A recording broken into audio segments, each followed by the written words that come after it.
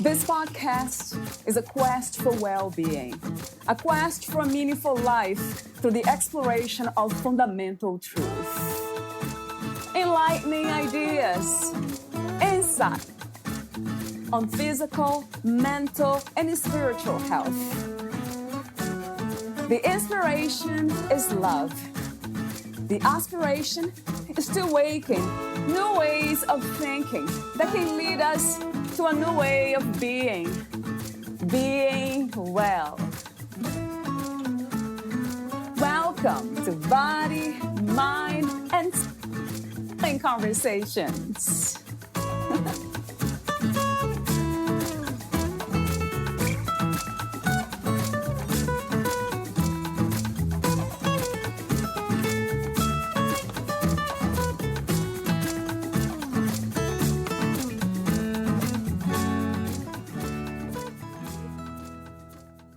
Virtuoso pianist Arthur Rubenstein developed crippling arthritis throughout his whole body except for in his hands. Their consistently fluid, effortless, and balanced movement during years of performance kept his hands in wonderful shape even as the rest of his body failed him. The book, Awakening Your Power of Self-Healing by Meir Schneider, is designed to teach you to bring the power of healthy movement into every part of your life and overcome disabilities and diseases on which others will tell you to give up. It contains revolutionary knowledge you need to grow healthier by the day, prevent disease in the future, and greatly improve your current conditions.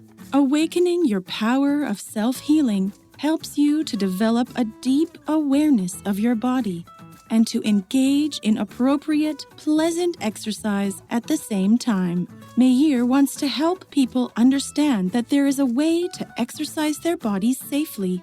He wants to help you become aware of your body's needs and respond to them. It is time to give up the idea of no pain, no gain. Instead, Dr. Meir Schneider and his School for Self-Healing would like you to understand that you have everything to gain with virtually no pain.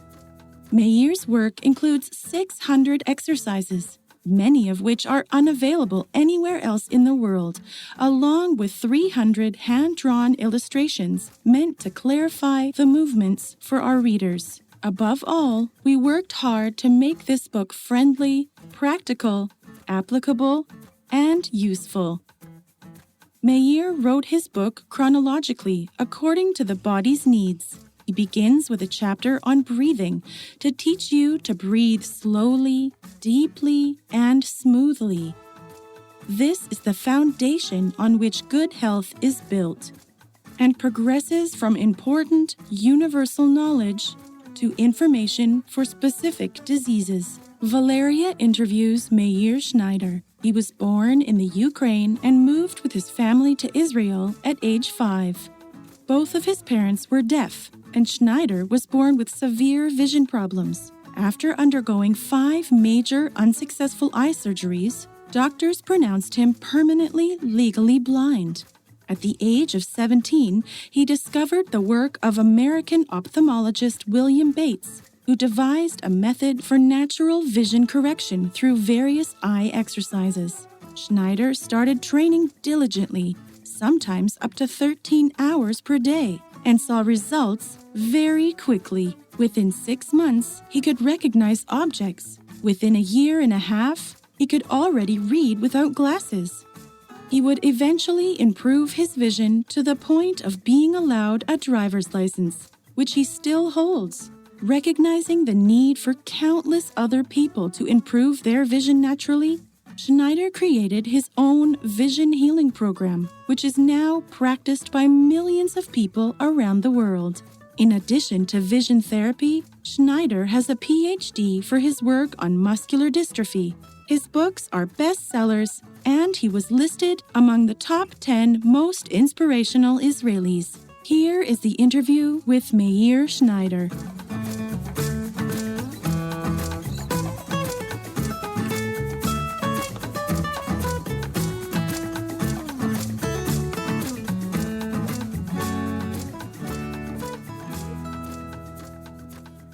in your own words, who is Meir Schneider?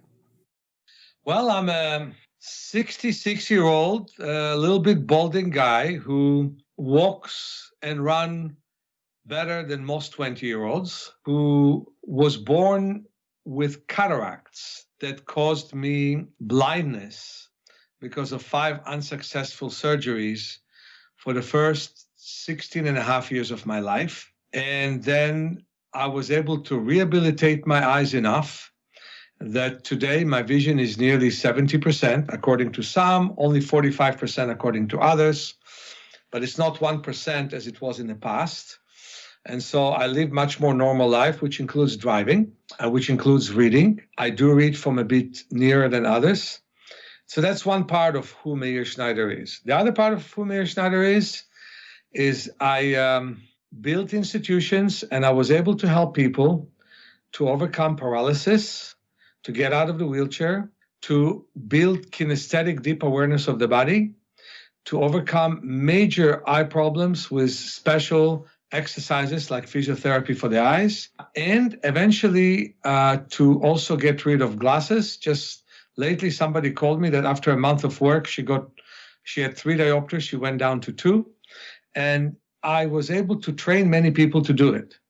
I'm also outside of the establishment. I am not always comfortable doing that because many people would love to see my work being a part of the establishment, and so would I. And so if you say about who is Meir Schneider, there's a lot of parts to me. You can say I was the blind kid of deaf parents. I was known in the deaf community in Israel as the blind kid that all knew. I am what people thinking about the blind driver these days. Already for 38 years I'm driving. And some people call me a healer. Some people call me a teacher. And I feel very strongly that I am channeling what the universe can do to every person on earth. Wow, how wonderful. And I have lots of questions for you here on healing. So, but before we talk about some of the topics in your book, Awakening Your Power of Self-Healing, I have those warm-up questions I mentioned off record. The first one is, what does it mean to be a human being, Meir? For me, it means that you accept all your strength and all your weakness. It means that you love the world. And humans are very different from each other in that some humans live like sheep and follow other people, and some are out of the box and they're willing to look at the world in a whole different way. But for me, we all need to eat. We all need to get rid of our waste. And we all need to do all kinds of things, but we can also connect to the universe so that different levels, and the more you're open to different levels within you, the better you function, no matter what kind of intelligence you have. But the more you're open to the intelligence of the universe, the more you can produce in this earth. I love that, and I agree. When you say connecting with the intelligence of the universe, is that somewhat spiritual? Well, that's the thing. This is what spiritual is. You can actually avoid being spiritual by being religious, in that you paint things in a very stark and dark way. You can be spiritual through your religion.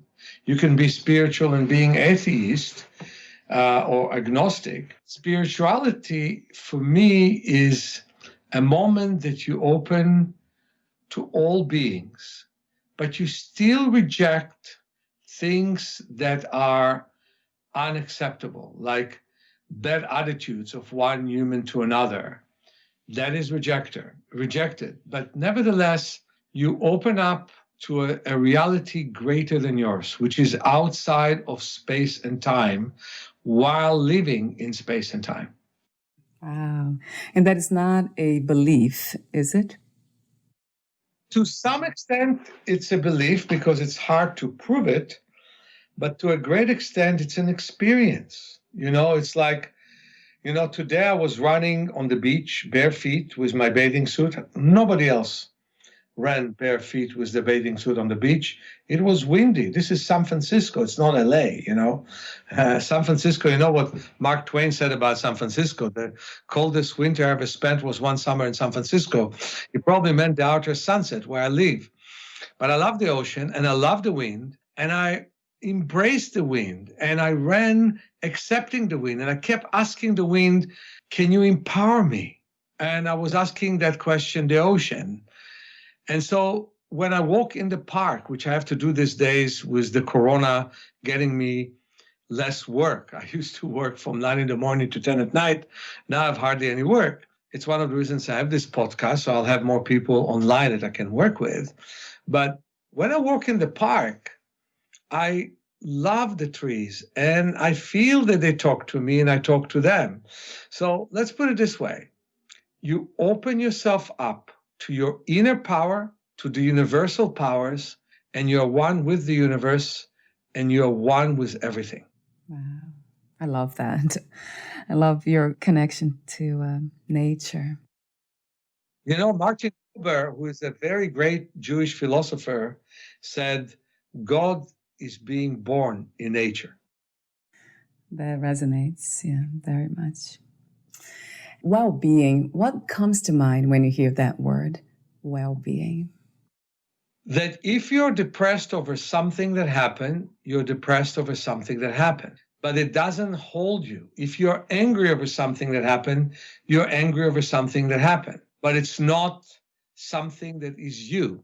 That first of all, you feel that your duty in life is to basically experience and exercise connection to harmony, to acceptance, to loving what happened to you. And in my case, it was loving the wind that everybody was wearing coat to not feel, right? To always, always work in getting yourself better. So even if you're in the wheelchair and you can hardly crawl or not even being able to crawl, find a way to roll on the floor anyway with a good help. Find a way to move more than you moved before.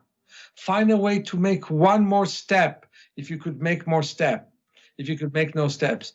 And if you're in your 60s, not to dream about you in your 20s, but find a way to be as happy and as handsome as you could be in your 60s. And I can tell you that I'm using this time when I have less work, I have some, to take care of myself, to work on myself, to do better with myself. So basically, I would say that being open to feel yourself fully is well-being. And well-being isn't simply, sitting in a casino and playing and hoping to get some money.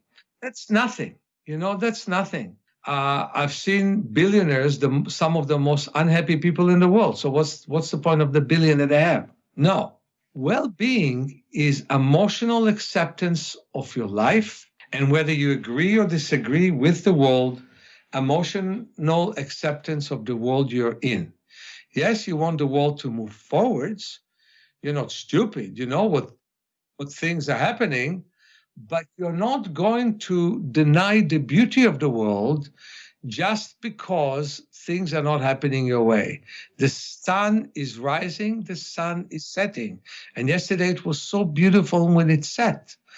And I can tell you that you should find happiness in the smallest of things. I'll never forget it. Once in Tzfat, which is a northern city in Israel, I was sitting and, I had 24 people there, and each one wanted to ask me a question. I said, you know what? Now I'm drinking a tea. And I drank my tea, and I said, this is such a good tea. And a lady who stood near me, she said to me, you're one and only. How many people drink tea and say it's so good? And so that's the point. Every moment has its place of happiness. Wow, I love your wisdom. Absolutely love your wisdom already. We're just at the beginning of the conversation. Thank you. So my next question, warm-up question, has to do with healing. What is another word for healing? Acceptance. For example, for me, I have scars in my lens. 99% of my lens is scar tissue. If you were a physician and you look through my lens, you would not believe I can see. But 1% of it does admits light. But instead of being the quickest Braille reader in Israel, which I was already in 6th grade, my mother would say, hey, lights out, put the book under the bed. But, she didn't hear me because she was deaf. Me taking the book out of the bed, out of the area below the bed. She sometimes would catch me in the morning while I was sleeping with my hands on my book, feeling the Braille.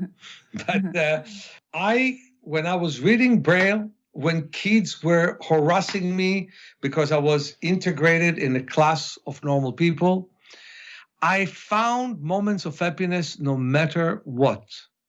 And I loved being exactly where I was. Well, now, when I always meet some clients and I say, you know what, you're seeing now worse than I'm seeing, but like in most cases, you'll see way better when I finish with you than I'm seeing.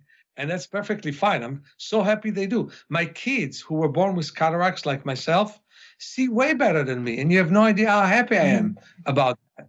So first of all, emotional acceptance of where you are with the intention of moving forwards no matter what, from birth to death. That's real healing.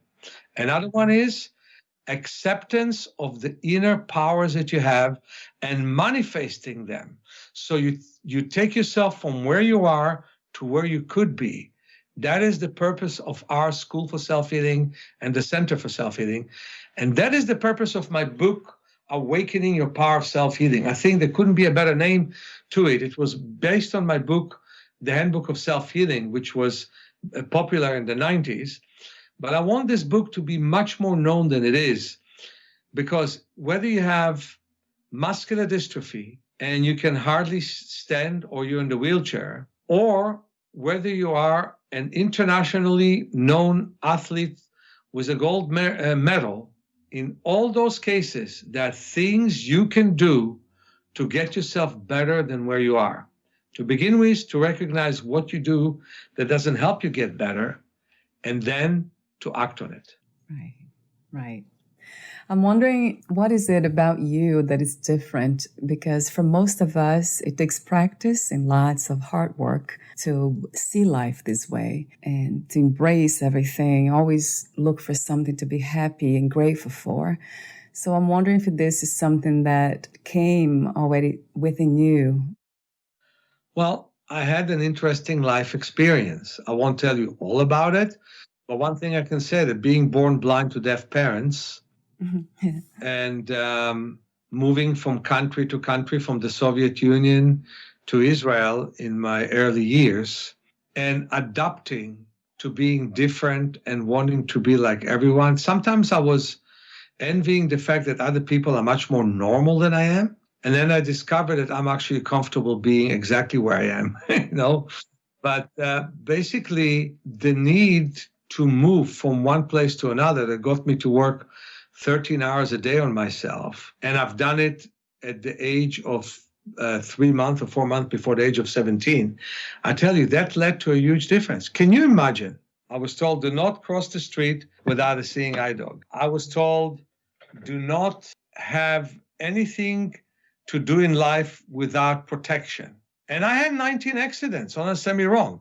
I would cross the street, the car would be in the street so it wouldn't move when it saw a pedestrian walking, and I would hit the car, not seeing the car, and fall on my back and find myself in emergency. And the police would come and make a report, and the driver was very afraid of that. And then I would be admonished and all this. And the idea was I should really have a cane. And these days, I drive. People laugh at it and say, hey, you know that the bumps on the roads are Braille for blind drivers. But I don't drive psychically. I drive with vision. And I created that. So can you imagine the change that can happen? What about the fact that I was able to get 300 people out of the wheelchair? Do you know how powerful that is? And not only that, healthy people to find their breath and how they could breathe deeply, that makes a huge difference. You know what I'm saying? Absolutely. And this is one of my first questions about your work. I see that you have at the top of your list circulation, breathing, and then circulation. But before that, let me ask you a few more warm-up questions. The next one is about freedom. What is the meaning of freedom to you? What is to be free? You're asking a fantastic question. Many people think being free is not being in jail, but we're all in jail of our own armor. So we basically have often very tight chest that holds many emotions that never came out. We're actually not ourselves, because what happens is whenever you act, you project all that is in you that was not coming out, like grief that never went away, like a movement that was stuck. And the result is many people have arthritis, many people have depression. The ability to release yourself from whatever blocks you is the beginning of freedom. Oh, I love that definition. And that's so true. So my next question is about the current situation. At this time, what do you think is the world's greatest need? First of all, the world's greatest need is in trust of oneself. Look how people are talking. They're saying masks are going to solve the corona problem. They're saying that vaccine is going to save us all. If you look really at the situation, what's going to save you is your strong immune system. When you're drowning yourself with excessive amount of penicillin and antibiotic, guess what happens? You destroy your immune system. There's a very known virus that also, bacteria that came to us from tigers that we were hunting 50,000 years ago, which we shouldn't have hunted and eaten, you know. It's helico is the end of it. So what happens, that bacteria, if you kill it with antibiotic, you start to have asthma, and you start to have all kinds of problems with breathing and allergies. Why? Because the immune system does not regulate itself. So to begin with, we need to regulate the immune system. To continue with, we need to work on our environment. If I assume you're from New York. Yeah, we are in New York now. Yes. Right. The worst thing for corona in New York is air conditioners right now. Oh. If you put an air conditioner on, you have circulated air. The worst thing in the winter is furnaces. So circulated air is the worst thing. I understand you should have circulated air in airplanes, no choice. But you don't have to have them in airports. In all the best hotels, that circulated air. You want to get corona? Wear a mask and be in an air conditioner with other people, because it will penetrate to you even deeper through your mask. That's my opinion. Okay? So what I really think, wear a mask, but open the fan. That is when you're with other people, if you need to. Stay outside. And by the way, if you get a little bit of corona, because somebody's 6 feet away from you or 9 feet away from you, send you his virus, that is like a vaccine. Right. Now your immune system can start and work with it because it's not too much of it. However, if you enter the room and now it multiplies, the next person will get a bunch of them, especially if their conditioner is on. So what I want to say is that we're not learning anything from what's happening, and we're waiting for the Messiah, for a nice vaccine that could come maybe in 2 months, maybe in 3 years, you know. And the point about that is, what about COVID-25? We are not preparing ourselves by strengthening the immune system. But if you look at my book and you look at the nervous system chapter and the breathing chapter, and you take a look at what I'm talking about, the immune system working with all of your internal muscles, your tongue, your nose, your throat, your bladder, your vagina, with your anus, and you work with all those muscles, and you, although I tell people to inhale and exhale through the nose, but in this case to do choo-choo train, to stick the tongue out, not in anyone, so you should have a cup near you to speak, and massage the inside of your mouth with your tongue, and to do all kinds of exercises to build up inner strength. So what you're doing is you build up a lot of tension, and then the tension drops, And then what happens is there is a balance in the autonomic nervous system. What's important about that? The imbalance of the autonomic nervous system leads to suppression of our immune system universally. Because what happened is we have an autonomic nervous system that is built in such a way that either you're completely relaxed or you're standing against a predator. You stand against a predator, many things will happen to you, including suppression of your immune system. You will stop digesting, your pupils will widen, many things will happen. So you could fight or run away from the predator, or what zebras sometimes do when lions visit their camp, if they know it in advance, they pretend to be dead. The lions leave them alone, and then they shake for 3 hours. Our tension is long-term tension, like now, economical tension. Fear from the corona, that's another form of tension. And yet, what happens is our nervous system is built for short term. And what we need is to create evenness between the sympathetic and parasympathetic, as I explain in my book. And if you create that, you boost your immune system. Look at what a good immune system can do. There's one lady in Spain that got immune system in a chair. They got the bird flu, which was, they call it wrongfully the Spanish flu, in 1918. And now, 2020, she is 113, got the corona and got out of it. What do you say about that? So if you have a good immune system, the immunologist will be unemployed because you won't need to think. They're basically thinking that people who have no symptoms from the corona are villains because they can give it to others. No. In fact, it's good to get a virus, overcome it, and get your immune system that much stronger. So when cancer will come, you can overcome it as well. That sounds wonderful to me. It makes so much sense. A question came to mind about the immune system. Where is it located? The immune system is the white blood cells, which are in the bone marrows, and it is the lymph, which is located in the whole body. The thymus gland is much bigger with kids. That's one of the reasons that young adults and kids don't have much problems. It shrinks as you become older. So that's why I'm suggesting to all the audience to tap on the chest a lot to make the thymus gland bigger. That's why I want you to stick your tongue out. So if you have tonsils, because those silly doctors removed so many tonsils when it wasn't really necessary. Sometimes it was necessary. I'd say 1 to 100 times it was necessary. Otherwise it wasn't. These days they don't do it as much. And so if you have tonsils, sticking your tongue out, washing your lips, with your tongue, washing the inside of your mouth and around your teeth, that really helps your tonsils to work well physically. And if you get a virus, corona, common cold, whatever have you, I still believe in distancing is a good thing. You know, when there is no season, when there's no season 3 feet, when there's season 6 feet. Although I don't believe in not shaking hands and I don't believe in not hugging between you and me. I think that is one of the worst things that Dr. Fauci told all of us to do.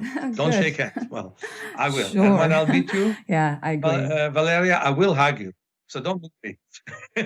but I'm saying that basically I think it is very, very important for us to first of all have a strong immune system, because the alternative, you can have corona and have all kinds of problems with it until they find a vaccine, which, by the way, unless I'm being forced, like they tell me you cannot go to Europe where I have to teach without having a vaccine, I'll take a vaccine. I'm not going to oppose that. But if I have the choice, I will not take one because I believe in my system. But there's also all the autoimmune diseases like rheumatoid arthritis and many, many others that are a result of a suppressed immune system. And we need to right now allow the immune system to come up so you don't have mononucleosis. And so you don't have myofibrosis. I forgot the name of it right now, but I worked with it a lot. So the point is work on strengthening your immune system. Yeah, that makes so much sense. Your nervous system.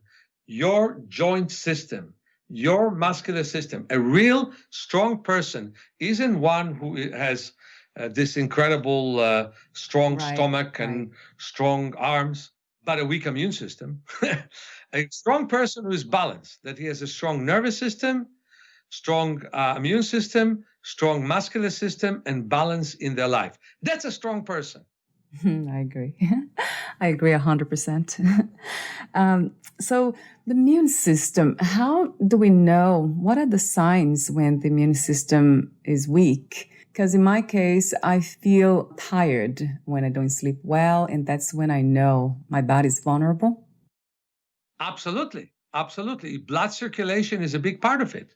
So before you sleep, you should massage yourself. You know, there was a lady who was a Zen priest, and her breasts were removed in her 50s. And she came to me for sessions. I really loved that lady. I admired her.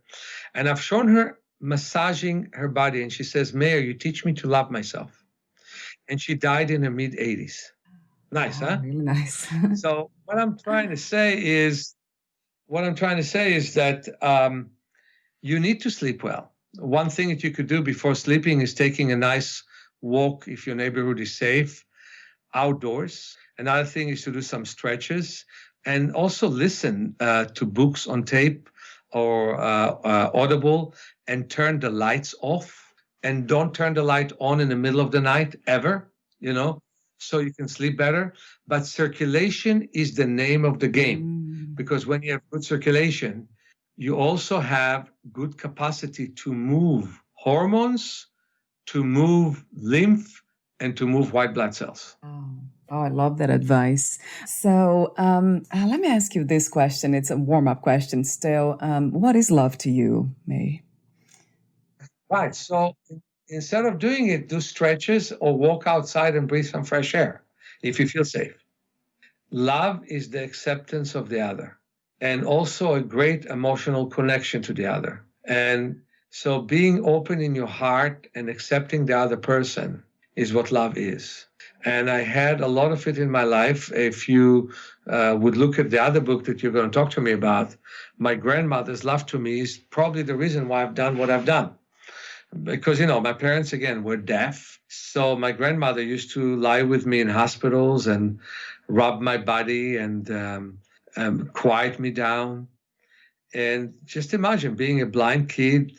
And I used to throw my glasses. I had glasses which were thick, like magnifying lenses, throw them on the floor and being admonished for that and whatever have you. But the basically unrelenting and unconditional love that my grandmother had to me is what my kids right now experience for me.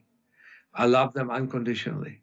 And, I love a person who loves me unconditionally. I like my clients.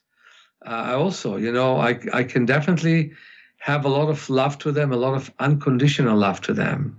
And it's something that they miss. Those of them who decided not to receive body work now and intensive sessions with me. I love that you connected that word unconditional to the word love. And that leads to my next question. Do you also believe in unconditional self-love? Right. Up to a point. Depends what you do in your life. If you're Hitler, I hope you don't love yourself too much. Well, that's narcissism, I guess, a different term.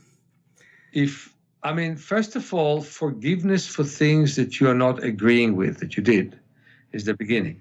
And allowing yourself to be you and always having the next step. But basically, self-love comes from the fact that people loved you. So being in a circle of people who love you and adopting relationship with people who will love you. For example, my kids, with whom I went all the time to physicians to help them in so many ways, now went with me to an optometrist because I have to renew my driver's license and I cannot read the normal chart in the DMV. So I have to give a note from an optometrist. And were there with me, and my daughter was making sure that the form will be filled, and then we had a nice meal together. But they went with Daddy to his appointment. And I don't have many appointments, just when it relates to my eyes, I wanted to have my kids there. So that is an important thing, and loving a lover very much and forgiving the lover. That's the beginning of the lover loving you and forgiving you and being behind you and not accepting anything less than great emotional connection. So, for example, now that you talk to me in such a warm way, Valeria, for a moment, I feel loved, unconditional love. You help me bring what I have for myself up. You're a beautiful person, though. It's easy to love. Thank you. Sorry. Very easy. So how did you become a writer, Meir? Well, it's interesting. I met a spiritual healer. I had immigration issue, and he was starting to work on it from a spiritual way, and it worked. It seemed to be an impossible situation, completely fix itself. So I met him to work on his cataracts. He just wasn't open to the eye exercises, and that's too bad. I would have saved him from his problems. But he told me, you have no choice, you have to write a book. So I did. It took me 8 years to write my first book. It took me 4 years with a lot of help to write the book, The Handbook of Self-Healing. And then it took me 2 more years to write the book, Awakening Your Power of Self-Healing. And as you know, in that book, there are 600 exercises and there are 400 illustrations. And I'm with the person. So, for example, if you just want to work on your body, then you start with breathing. You spend a month on that chapter. You continue with circulation. You spend a month on the chapter. You continue with joints to prevent the disaster of how many people have joint replacement these days. You spend a month on that chapter. And each time you pick the exercise that you like the most. Then you spend a month on spine. Then you spend a month on the muscle chapter, which is the biggest chapter there, where I teach you how to separate muscle groups and not to over-tense all your muscles like they teach you in most gymnasiums and they teach you in most classes. Then I teach you the nervous system chapter. I talked a little bit about it, but we also talk about the somatic part of the nervous system and the central nervous system, how to develop it so you'll have much more control over your body and your function and prevent all kinds of problems. We have a nice massage with a lot of self-massage. And of course, we have a vision chapter, which is huge.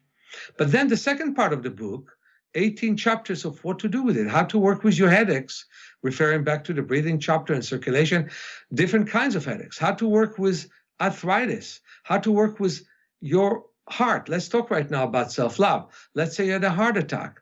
Less of your heart exists. How to visualize that the rest of the heart does its job well. How to meditate that so your life will come back close to normal. And then there is definitely chapter on indigestions of different kinds. There's chapter on arthritis, chapter on muscular dystrophy, muscular atrophy.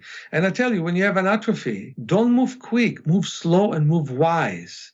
When you have dystrophy, we talk about the massage that touches the muscles very, very gently to drain all the toxicity around the muscles and to allow the muscles to rehabilitate because the muscle plasma is too open to get the toxins back.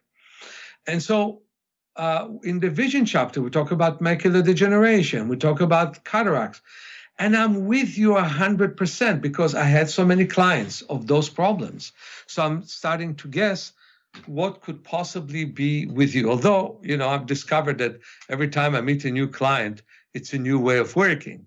But nevertheless, I'm giving you my capacity, my talent. So that book, and especially if you work also now, these days that so many people do sessions online, videos online, and also individual sessions with me online can make a huge difference in people's life. And that's why I would love for this to be a real major bestseller as a dictionary for life from birth to death. And I agree. Yeah, it's a rich, rich work. And I'll be doing that myself and posting reviews about it too, a chapter at a time. So I love your holistic, natural, and gentle approach in many ways.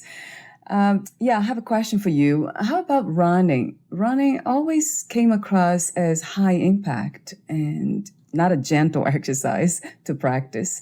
Talk to me about running.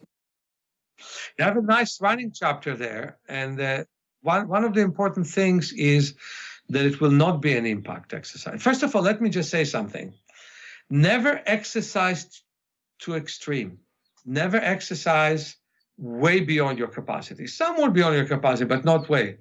To begin with, I run only on the beach. You won't pay me to run a marathon in San Francisco because it's uneven. I walk in the park, and I can tell you I have shoes that are just made for this because they're being destroyed more and more each time I walk with them, full of sand, there's to step on gravel.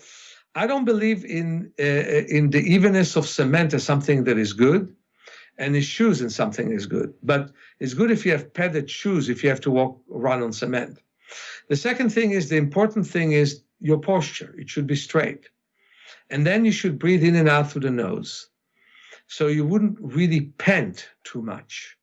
And then your movement should be full movement of heel to toe. Running backwards is even more important than running forwards. But you all the time have to look back, to see every 50 feet that there is nothing behind you. Right.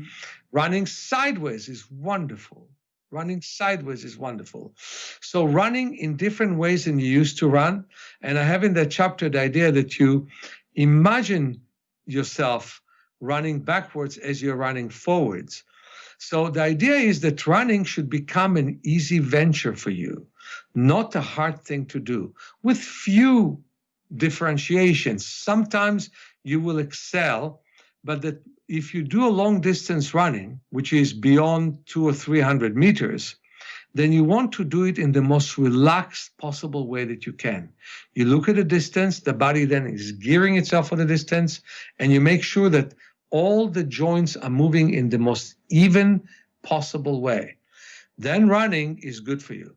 I had a lady who got sciatica because she ran, which means her nerve was trapped between lumbar 4 and 5, and she had tremendous pain in her legs. And then she healed her sciatica running with me because she learned how to run in the most even way. Now that makes sense. Yeah, I love the idea of running on the sand. That's my favorite kind of exercise too. Would you say the same for the grass, sand and grass? Yes. Okay, that sounds wonderful. I ran today bare feet on the sand, loving the wind, Yeah. But the thing is, I don't overwork. I never overwork. I don't like to do it that way. Right. I don't go to maximum capacity. I'm just enjoying it. And that's why I like where I live, because it's by the park and by the beach. Yeah. Oh, that's perfect. Yeah. Nature, boy. You combine breathing with affirmations. Talk to me about that. Well, what stops you from breathing is bad mood. What stops you from breathing is hyper excitement, even with good mood, but especially bad mood. And when you have good affirmation of more expanded chest, expanded abdomen, and air giving oxygen to your cells, you are now breathing, and you're now focusing on nourishing your cells with your thoughts instead of draining your cells because of your thoughts. Yeah, that goes back to the very beginning of our conversation about this gratitude, this alignment with the universe, something that's greater than ourselves. Yeah, but the thing is that many times you stop yourself from breathing thinking your chest is narrow. And so you physically want to open the chest, and I have many good exercises to do that, like lying on your side and lifting your arm up and having space in your ribs and tapping on the ribs, putting your hand back and putting the elbow down on the floor and tapping on your chest, all that we're doing. When you finish, you also want to have a sense of more expansion, and you want to have positive thought about that. Wow, I love your work. There's so much to learn and to practice. It's a work for life. What we are here to do, but work on these things, have this amazing, healthy, and happy experience in the human body, right? So when you talk about well-being, we're talking about breathing deeper. The word breath and soul are from the same root in Hebrew and in Sanskrit. So ancient people already understood it. We need to have the capacity to breathe slower. Deeper is slower, not forced, but slower. And that was one of the mistakes that I was making, breathing exercises, and I was trying too hard. And then the body was not happy with it, and I could feel it. No. In fact, exhalation is more important than inhalation, because the more you exhale, the more your brain wants you to inhale. What you want to do is to convince your brain to want to take a deep breath. And the way to know it is the expanding our belly, right? The diaphragm, right? Expanding the belly, the diaphragm, expanding the chest, visualizing that the head expands when you inhale and shrinks when you exhale. Visualizing that your whole body, your legs, your arms are all expanding when you breathe in and are all shrinking when you breathe out. So visualizing all of that does make a difference. Counting 6 when you inhale and 9 when you exhale, and letting the exhalation be full. You know, when you have asthma, you can't exhale all the way. That's why you will not also inhale all the way. That's amazing, because if there is one exercise that I always choose to do when I can't do any of the others, it's breathing. So follow my breathing chapter. Follow my breathing chapter. Lie on your side and bring your hand between your shoulders and tap on your chest. That's something you need to do. And bring your hand on your ribs and tap on your chest again, and tap on your ribs, and again put your hand between your shoulders and tap on your ribs. It's going to make a huge difference for you. So take a look at the book, follow the book step by step. Makes a huge difference. I also have webinars that can show people how to do it. Oh, yeah, that's even better. I'll have the link for sure for the listeners, and I'll be practicing these exercises for sure. And I'll write a review for them too, because that's what I'm very much interested in, healing in all kinds of ways. So I just want to bring that thing, whether you have muscular dystrophy and you lie and you sit in the wheelchair, breathing is important. And whether you are walking with a cane, breathing is important. And whether you are with no limitations of any kind, breathing is important. And even if you are a gold medal athlete, breathing is important. Breathing is there for us. This is what the universe gives you. Your sense of well-being is one breath away. So the breathing chapter helps you unite between you and your breathing, and that's why you should spend a month doing those exercises. Yeah. And I agree with the month period or even longer until we really understand. Then you integrate it with everything. Yeah. What a wonderful work. I absolutely love you for what you do and the work itself. Everything's in so much alignment. Your energy with everything that you're trying to put out in the world and share with us. It's wonderful. Thank you. So when I finish all that I'm doing, when the corona is over, and when I'll teach classes in New York, I want to meet you and have a cup of tea with you and also give you a hug. Oh, that would be wonderful. Yes. Yeah. We're moving to Florida. So when you go to Florida, I'll do it in Florida. Yes, that would be wonderful. So I have a few more questions. I call them final questions. Before I ask them, would you like to add anything? I think I already did. One thing that I want to say, which is beyond what I did, I mean, not necessarily just in the spirit that we did, there are limitations that the medical profession puts on us which are not true. For example, they tell you that if you don't see well, you cannot see any better. That is simply is not true. Just like the lady that I was talking about that took 3 webinars of mine and was purchasing the 4th one because she said that in 2 months of following my practice, she improved her diopters from 3 to 2. There's a person that first time in his 40s was able to drive without glasses. I can tell you that again and again that people can improve, but I can give you much more serious cases of somebody that thought that she's blind in one eye, and as we worked together, she found it was simply a lazy eye that the brain did not use. And we were able to integrate and get the 2 eyes to work together. So the whole idea of the medical profession that eyes cannot improve is wrong.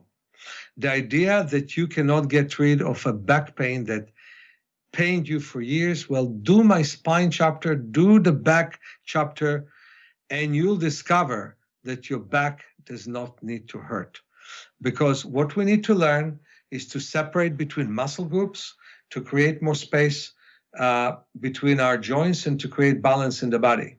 And therefore, when we talk about the body, we are basically being squeezed into common understanding. Just like I was telling you, they're talking about masks, they're talking about distancing, but nobody's talking about how do you make your immune system stronger. And I do. I'm the only one who does right now. But being in the sun, bathing in the nice ocean water, that is so good for the immune system. Walking in the park. My heart is broken seeing all those people walking in the park with masks. But you know what? Telling you that the sun is bad for you and getting the whole world to wear sunglasses is one of the worst things that the medical profession have done as well. The sun can be bad for you, just like eating too many strawberries could be bad for you. Depends how much you use it. And truth of the matter is that you can put a hat with a cap, and that can help you to reduce sun exposure. It's good to stand in the shade, but it's really good to adapt to the sun. And we have special exercise called sunning, where you close your eyes and you move your head from side to side facing the sun, and the eyes are closed, and you face the sun with the bridge of your nose, and you move your head all the way to the right and all the way to the left, and your pupils constrict and expand, and constrict and expand. You make them stronger. Now, I had dark glasses. I hardly saw anything in the daytime, 1% with no glasses, 4% with them. And I had the glasses, I painted them, they were tinted, so at night I could hardly see anything. Getting rid of those glasses and adapting to the sun made all the difference in the world. And the result is I could see huge print, black and white on paper. And from there, I excelled and improved my vision from 1% to 70. That is amazing. I'm so glad you brought that up at the end. The vision therapy. I'll probably ask you more questions on the next interview about the vision, but that sounds great to me. Yeah, adapting to nature and not trying to run from it and be afraid of nature like most of us are. Wonderful. Right? So my last questions, let me see. Yeah, I'll ask you this one. What was the hardest lesson to learn about yourself? That sometimes I'm trying too hard, that sometimes I don't give up when I should give up, that I have to find a way for life to be always easy. And I'm using the Corona time that way. I have much less work than I used to have, although I have some work. I found that walking in the park, losing weight, fasting once a week on juices is wonderful. That basically life is wonderful to me, whether I'm successful in business or not, because business is not me. Me is the healing part of me. And doesn't matter if I help less or I help more, I need just to help as many people as come my way. I love how genuine you are. So Thank genuine. How do you define success these days? What is to be successful? Loving life. It's very simple, because so many people succeed in something, but then they don't love their life anyway. So what's the point? Right. Yeah, that would be the first success for sure. Yeah, basic success. Accepting, loving ourselves, our lives. Yeah. Loving life and loving the moment. And talking to you definitely helps me love the moment. Tell me about it. For me too. And two more questions. If you knew you would die soon, meaning losing the body, would you make any change in your life or do anything differently? Not really. I mean, I would make some external changes, work on my will or something, but no, I would be very peaceful in saying, I'm happy to be here. The achievement I wanted to have, I didn't succeed to achieve yet in life. Hopefully this small podcast will help me a little bit. Right. And this is actually to bring my work to the whole world of rehabilitation in the world. And if any audience can help us with donation and with support, And also, first of all, by getting my books and videos, that's a great support, but also with support so we could do more research in our work and so we could move forwards. That would be a great thing. So the point is, I haven't yet done what I wanted to do. I had 100 practitioners in Brazil. I train about 10 in this country, but I have not yet done the changes that I wish to that were done. At the same time, I'm seeing that so much change positively in the world, in that people do more yoga and people listen more to themselves, and many, many good things are happening in the world. And we don't have, and I don't think we're close to a third world war. So if I'm right about it, I think that much of what happens now could be wonderful.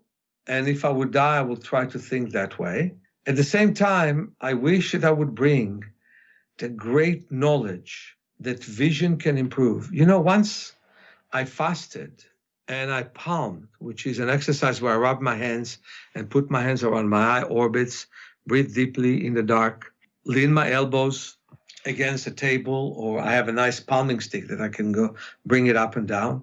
And I saw myself after a few hours as an infant, as a baby, and the baby spoke with me Russian, which is my mother tongue, even though I speak Hebrew and English better, but that's why I was born in the Ukraine. And I saw the baby cannot breathe, and I said to the baby, why aren't you breathing? He said, because the world will not see what I see. And so one of two things I'm going to have to do if I die. If I die 40, 50 years from now, maybe the world eventually will see what I see. But if I die today, I would say to myself, some people did, some people didn't. But no matter what, people, whether they see what I see, will evolve in their speed. And I've done the best that I could do in my life. Right. I love that. Yeah. That knowing, that we have done everything we could. Right.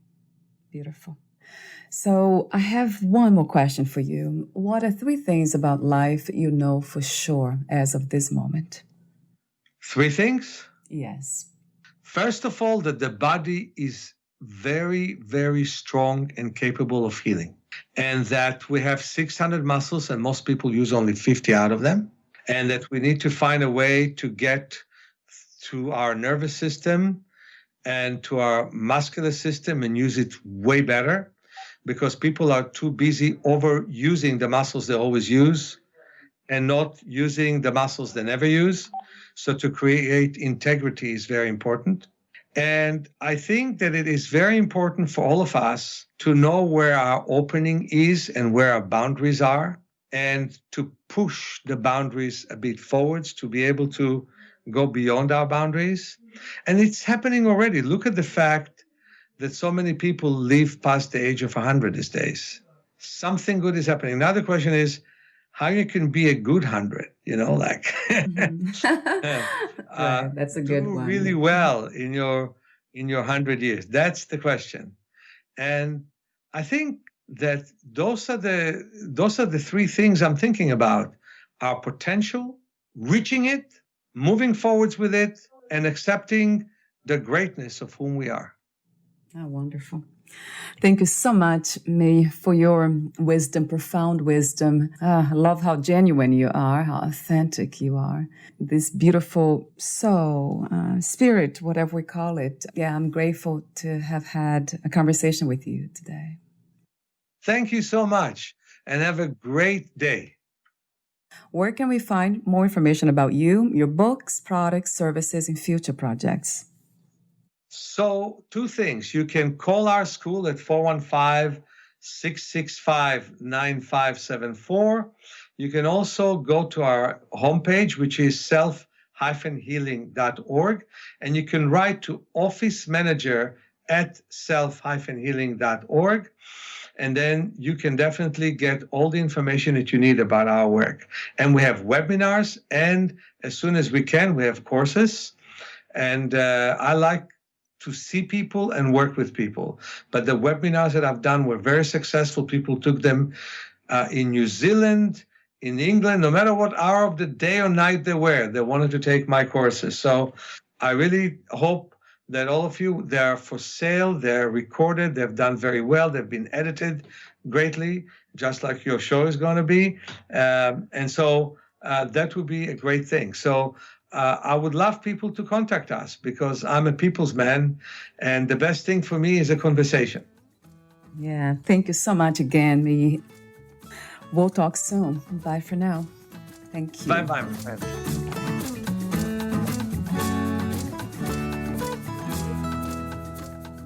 Thank you for listening. To learn more about Meir Schneider, please visit his website, self-healing.org.